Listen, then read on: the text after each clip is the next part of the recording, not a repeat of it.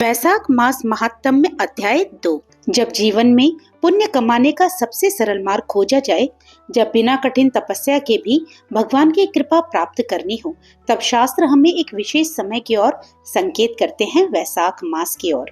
वैशाख मास महात्म्य के प्रथम अध्याय में हमने जाना इस पावन मास का महत्व और स्नान की महिमा। लेकिन आज अध्याय 2 में खुलने जा रहा है एक और दिव्य रहस्य। ऐसे दान जो साधारण दिखते हैं लेकिन उनका फल असाधारण होता है। जलदान, अन्नदान, छत्र, पादुका और सेवा, ये सभी कैसे मनुष्य को पापों से मुक्त करके मोक्ष के द्वार तक पहुंचाते हैं। देवर्षि नारद जी राजा अम्बरीश को बताते हैं इस पावन मास में कौन से दान, कौन सी तपस्या और किस प्रकार का पूजन करना चाहिए, जिससे भगवान श्री हरि अत्यंत प्रसन्न होते हैं। तो आइए श्रद्धा और भक्ति के साथ सुनते हैं वैशाख मास महात्म्य का अध्याय 2। नारद जी के श्रीमुख से वैशाख मास की महिमा के बारे में सुनकर राजा अम्बरीश बहुत प्रसन्न हुए। वो हाथ जोड़ते हुए नारद जी से बोले, हे मुनि श्रेष्ठ, यदि माधव मास सबसे श्रेष्ठ और भगवान लक्ष्मीपति को सबसे अधिक प्रिय है, तो कृपया करके इस समय में स्नान करने की क्या विधि है? वैशाख मास में किस वस्तुओं का दान करना चाहिए? कौन सी तपस्या तथा किस देवता का पूजन करना चाहिए? कृपया ये सब मुझे विस्तार पूर्वक बताएं। नारद मुनि बोले, हे राजन, मैं तुम्हें सबसे पहले दान करने योग्य चीजों की व्याख्या करता हूँ, क्योंकि शुभ कर्म बढ़ाने का सबसे आसान उपाय सुपात्र को दान करना है।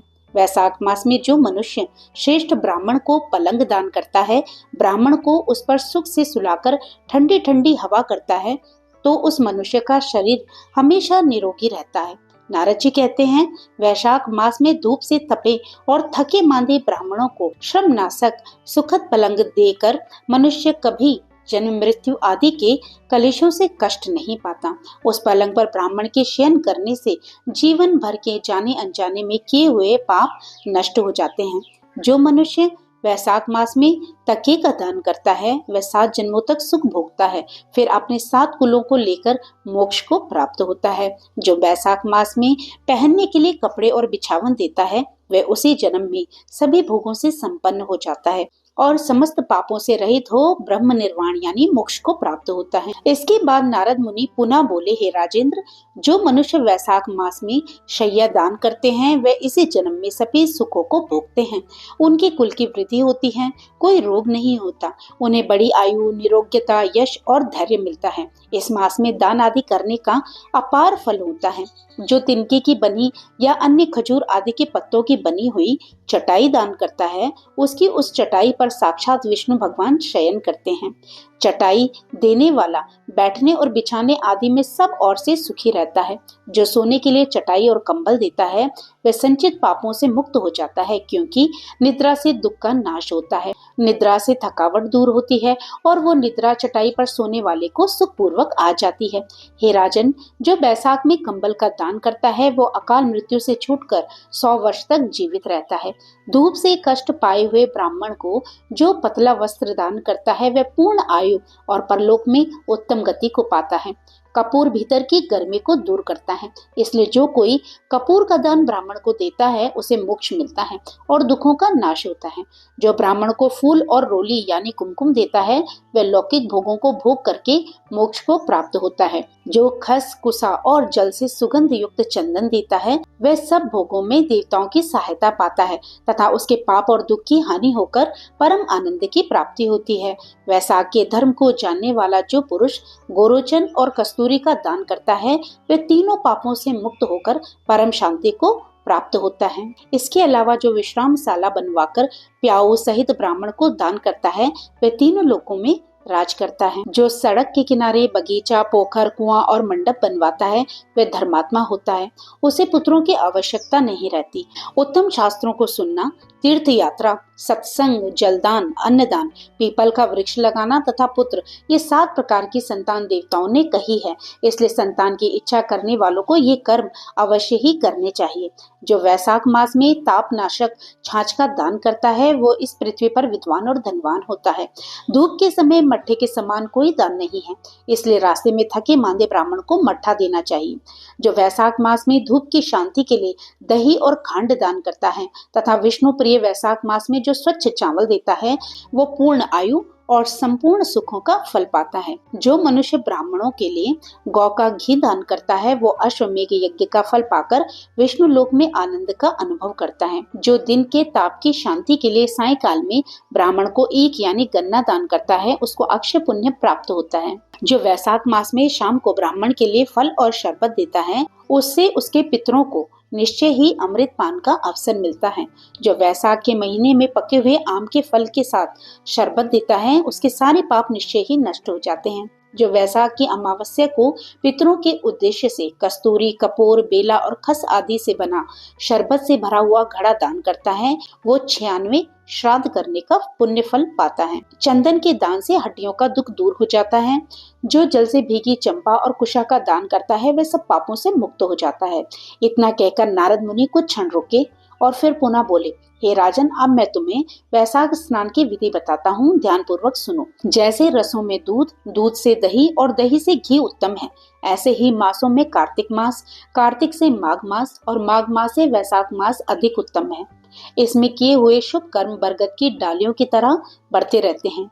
सूर्य देव के मेष राशि में स्थित होने पर भगवान विष्णु के उद्देश्य से अवश्य ही प्रातः काल स्नान करके भगवान विष्णु की पूजा करनी चाहिए। इसी का एक पौराणिक इतिहास सुनो। महरत नाम का एक राजा था जो सदा कामनाओं में आसक्त और अजितेंद्रिय था। वे केवल वैशाख मास के सुयोग से स्वतः ही वैकुंठ धाम को चला गया। वैशाख मास के देवता भगवान मधुसूदन हैं।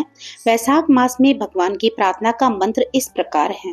मधुसूदन देवेश वैशाखे मेषके रवो प्रातः स्नानम करिष्यामि निर्विघ्नं कुरु माधवा।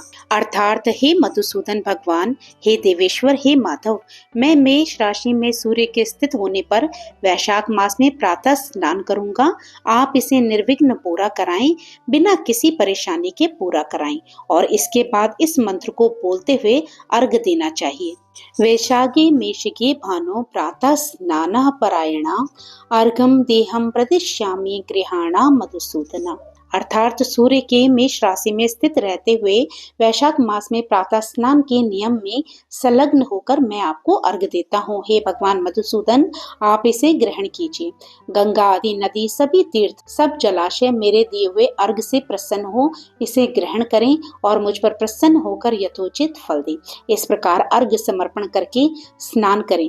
फिर वस्त्रों को पहनकर संध्या तर्पण आदि सब कर्मों को पूरा करके वैशाख मास में विकसित हो जाने वाले पुष्पों से भगवान विष्णु की पूजा करें।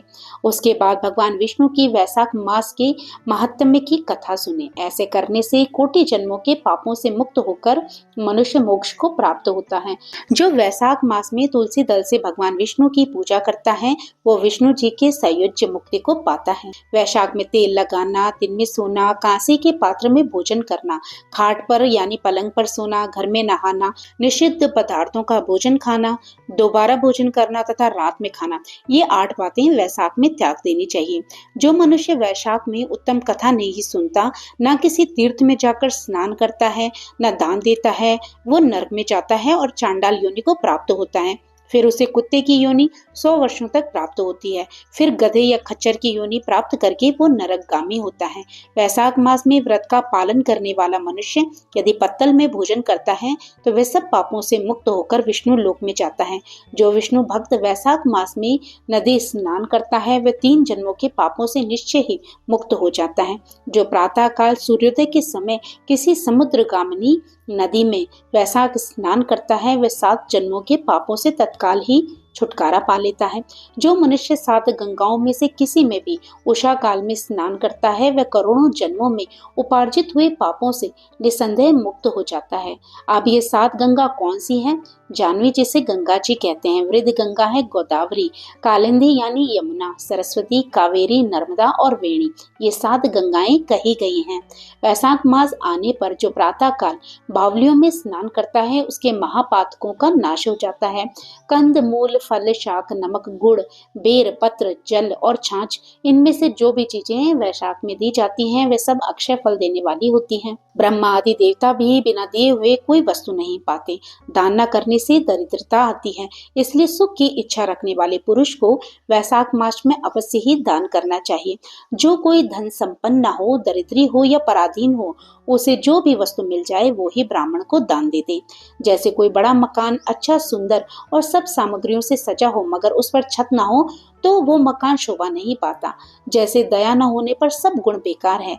जैसे बढ़िया भोजन भी बिना नमक के स्वाद नहीं लगता। जैसे कोई कुरूपवती स्त्री श्रृंगार होने पर भी अच्छी नहीं लगती, ऐसे ही वैशाख मास में जो धर्म कर्म या स्नान आदि नहीं करता, उसका किया सब व्यर्थ हो जाता है। वैशाख मास में तीर्थ यात्रा, जप, यज्ञ और दान, होम आदि का फल मनुष्य को कई गुना अधिक होकर मिलता है और तुरंत ही उसका फल मिलता है। भगवान मधुसूदन इस मास के देव है। जिसने किसी भी प्रकार वैशाख मास में भगवान मधुसूदन का पूजन नहीं किया, वह मूढ़ बुद्धि सूकर की योनि पाता है। तो आज का अध्याय यहीं पर विराम लेता है। इससे आगे की कथा का श्रवण आप कल करेंगे।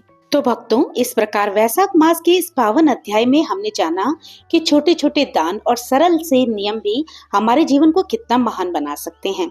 जल की एक बूंद, अन्न का एक कण और सेवा का एक भाव, यही वो साधन है जो हमें भगवान श्री हरि की कृपा का अधिकारी बनाते हैं। याद रखिए, ये मानव जीवन अत्यंत दुर्लभ है। यदि इस जीवन में भी हम धर्म, दान और भक्ति का मार्ग नहीं अपनाते तो फिर ये अवसर बार बार नहीं मिलता। अभी भी समय है, इस वैशाख मास का सदुपयोग कीजिए। स्नान, दान और भगवान के नाम का स्मरण करके अपने जीवन को सफल बनाइए।